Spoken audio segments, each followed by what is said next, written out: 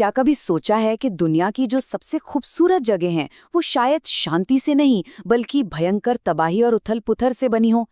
आज हम कुछ ऐसी ही जगहों की कहानी में उतरेंगे जहां प्रकृति की विनाश करने वाली ताकत ने ही कुछ ऐसा बना दिया जो आज देखने में अद्भुत है। बिल्कुल, धरती पर हर अजूबा सुकून और शांति से नहीं बना। प्रकृति की कुछ बेहतरीन कलाकृतियां असल में दर्द से गढ़ी गई हैं। और यही सोच, यही आइडिया आज की हमारी इस पूरी बातचीत का बेस है। हम देखेंगे कि कैसे जमीन के फटने, ज्वालामुखियों के आग उगलने और समंदर की उथल-पुथल ने दुनिया के कुछ सबसे शानदार नज़ारे बना दिए। तो चलिए शुरू करते हैं। सबसे पहले बात करते हैं धरती के अंदर धधकती आग और उसकी जबरदस्त ताकत की। मतलब टेक्टोनिक प्लेट्स की हलचल और ज्वालामुखी की वो विनाशकारी शक्ति जिसने असल में हमारे प्लैनेट का चेहरा ही बदल कर रख दिया। अब इसे जरा आसान भाषा में समझते हैं। सोचिए, हमारी धरती की जो ऊपरी परत है ना, वो कई बड़े बड़े टुकड़ों से बनी है जिन्हें हम प्लेट्स कहते हैं। और ये प्लेट्स ये लगातार हिलती रहती हैं। तो जब ये आपस में टकराती हैं या एक दूसरे से दूर जाती हैं या फिर जब जमीन के नीचे से पिघली हुई चट्टानें ऊपर आ जाती हैं, तो क्या होता है? पहाड़ बनते हैं, गहरी खाइयां बन जाती हैं और बिल्कुल नई जमीनें तैयार होती हैं। यही वो असल ताकतें हैं जिन्होंने हमारी इस दुनिया को शेप दिया है। इसका एक बेहतरीन उदाहरण है अमेरिका का येलोस्टोन नेशनल पार्क। देखिए, यहाँ एक ही ज्वालामुखी ताकत के दो एकदम अलग चेहरे दिखते हैं। एक तरफ है ओल्ड फेथफुल गीजर, जो हर थोड़े थोड़े देर में एक जोरदार धमाके के साथ कई मीटर ऊंचा पानी फेंकता है। ये आप कह सकते हैं प्रकृति की पावर का एक रेगुलर और थोड़ा हिंसक शो है। और वहीं दूसरी तरफ है ग्रैंड प्रिज्मेटिक स्प्रिंग। ये बिल्कुल शांत है, एक लगातार बहती हुई खूबसूरत कलाकृति जो अपने चमकीले वाइब्रेंट रंगों से बस हैरान कर देती है। -410 फीट ये सिर्फ एक नंबर नहीं है, ये इथियोपिया के दनाकिल डिप्रेशन के समुद्र तल से गहराई है। मतलब ये धरती की सबसे निचली और सबसे गर्म जगहों में से एक है। जरा सोच कर देखिए, एक ऐसी जगह जहां धरती लिटरली फट रही है। और ये जो अजीब सा किसी दूसरे ग्रह जैसा नज़ारा है ना, ये 3 टेक्टोनिक प्लेट्स के एक दूसरे से दूर हटने की वजह से बना है, जिससे पूरी की पूरी जमीन नीचे धंस गई है। अब चलते हैं नॉर्दर्न आइलैंड के जायंट्स कॉजवे। यहाँ क्या दिखता है?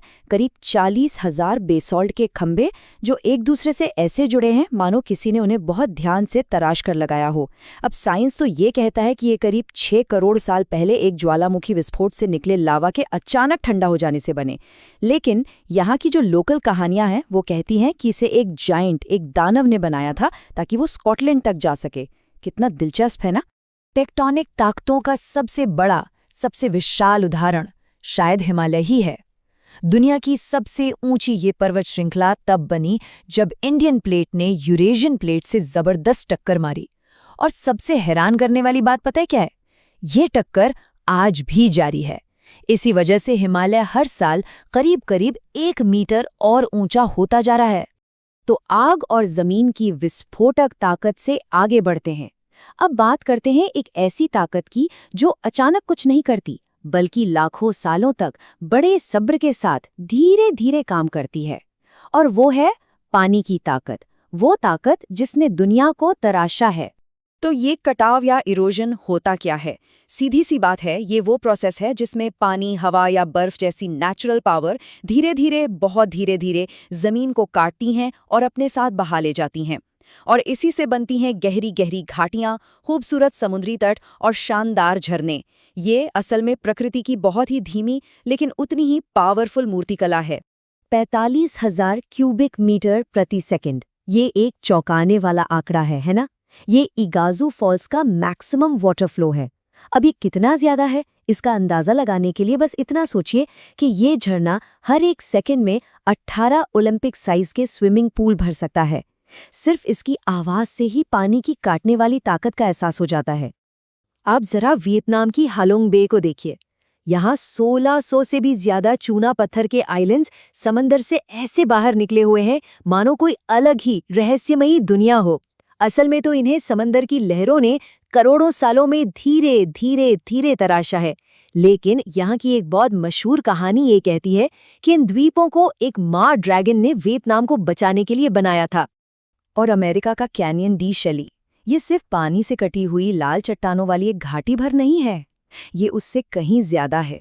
ये 5000 से भी ज्यादा सालों से अनासाजी और नवाहो जैसे पुराने समुदायों का घर रहा है। और ये इस बात का एक बहुत गहरा सबूत है कि प्रकृति की बनाई ये जगह, जो विनाश से बनी है, वो हमारी इंसानियत की कहानी का भी एक बहुत जरूरी हिस्सा रही है। तो हमने आग और पानी की नॉन लिविंग ताकतों को तो देख लिया। अब देखते हैं कि कैसे जिंदगी खुद, लाइफ खुद एक बनाने वाली ताकत बन जाती है, खासकर उन जगहों पर जहां हालात बहुत बहुत ज्यादा मुश्किल होते हैं। इसके लिए एंडेमिक स्पीशीज या कहें स्थानिक प्रजातियों को समझना जरूरी है। ये ऐसे पेड़ पौधे और जानवर होते हैं जो दुनिया में सिर्फ और सिर्फ एक ही खास जगह पर मिलते हैं और कहीं नहीं। ऐसा अक्सर इसलिए होता है क्योंकि वो जगह बाकी दुनिया से कटी हुई होती है, और यही चीज उन जगहों को हमारी पूरी दुनिया की बायोडायवर्सिटी के लिए बेशकीमती और बहुत जरूरी बना देती है। और इसका सबसे बेहतरीन, सबसे जबरदस्त उदाहरण है यमन का सोकोट्रा आइलैंड। ये जगह दुनिया से इतनी अलग थलग है कि यहाँ के 37% पौधे, जैसे ये मशहूर ड्रैगन्स ब्लड ट्रीज, पूरी दुनिया में और कहीं नहीं मिलते। यहाँ का पूरा इकोसिस्टम ही अपने आप में एक अजूबा है, जो आपको ऐसा फील कराएगा जैसे आप किसी दूसरे ग्रह पर आ गए हों। 20%, ये आंकड़ा पूरी दुनिया के ताज़े, बिना जमे हुए पानी का वो हिस्सा है जो सिर्फ एक जगह पर है, और वो जगह है साइबेरिया के बैकाल झील। ये दुनिया की सबसे पुरानी और सबसे गहरी झील तो है ही, साथ ही ताज़े पानी का दुनिया का सबसे बड़ा सोर्स भी है। अपने आप में एक अनोखा इकोसिस्टम। अब जरा सहारा रेगिस्तान के एक्सट्रीम्स को देखिए। दिन में टेम्परेचर 50 डिग्री सेल्सियस तक जा सकता है, और वहीं रात में ये गिरकर लगभग 0 पर आ जाता है। लेकिन फॉसिल्स यानी जीवाश्म हमें बताते हैं कि लाखों साल पहले यही जगह हरी भरी हुआ करती थी, जहां मगरमच्छ और हाथी जैसे जानवर रहते थे।